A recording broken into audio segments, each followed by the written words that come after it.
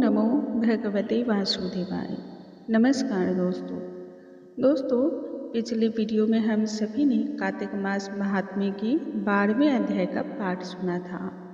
आज हम सुनेंगे 13वें अध्याय का पाठ। 12वें अध्याय में हम सभी ने सुना किस प्रकार से भय से कांपते हुए जालंधर से सभी देवी देवता अलग अलग गुफाओं और कंदराओं में छुप गए थे। तब सभी देवताओं ने मिलकर भगवान विष्णु की स्तुति की और उनसे इसका उपाय निकालने को कहा। जालंधर ने तब उन्हें आश्वासन दिया कि वह जालंधर के लिए क्या कर सकते हैं, इस बात के लिए वह निश्चिंत रहे, कोई न कोई उपाय जरूर निकालेंगे। इस पर माँ लक्ष्मी ने कहा कि मैं तो आपकी सदा ही प्रिया हूँ और जालंधर मेरा भाई है, अतः वह आपके हाथों युद्ध में नहीं मारा जाना चाहिए। विवश होकर भगवान विष्णु ने माँ लक्ष्मी को इस बात का आश्वासन दिया कि जालंधर को वह अपने हाथों से नहीं मारेंगे। अब आज हम सुनेंगे कार्तिक मास महात्म्य के 13वें अध्याय का पाठ। इस पाठ में कई सारी ऐसी भक्तिपूर्ण बातें हैं जिन्हें यदि आप सुनते हैं, जानते हैं तो आपके मन और हृदय पर अमिट छाप छोड़ने वाला है। भगवान विष्णु की लीला को भला कौन समझ सकता है। आइए कार्तिक मास महात्म्य की 13वें अध्याय का पाठ सुनते हैं।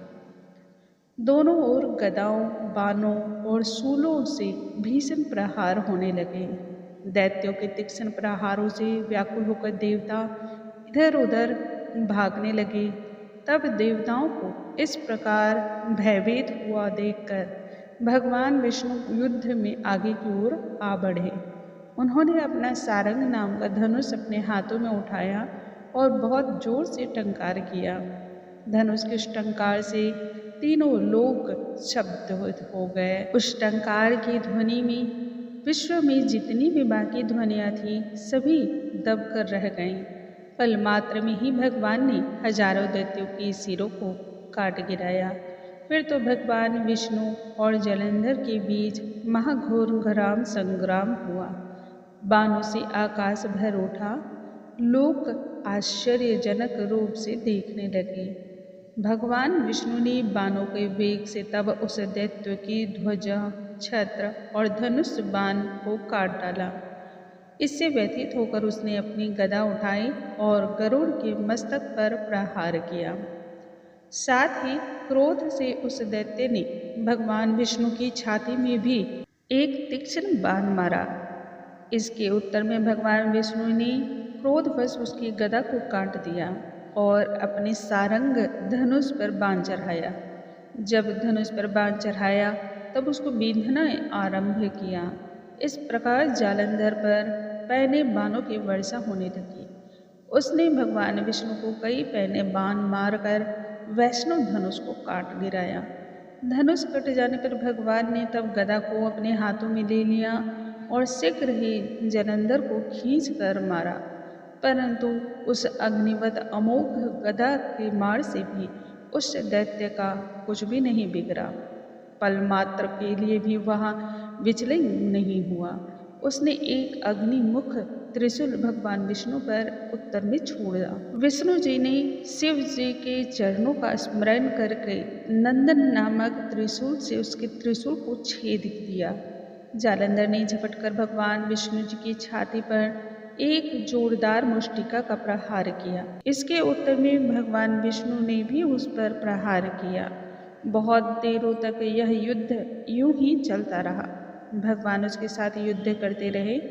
तब सर्वश्रेष्ठ मायावी भगवान उस दैत्यराज से मेघवाणी में बोले, रे रन दुर्मत दैत्य श्रेष्ठ, तो धन्य है जो इस महायुद्ध में इन बड़े बड़े आयुधों से भी भयभीत न हुआ।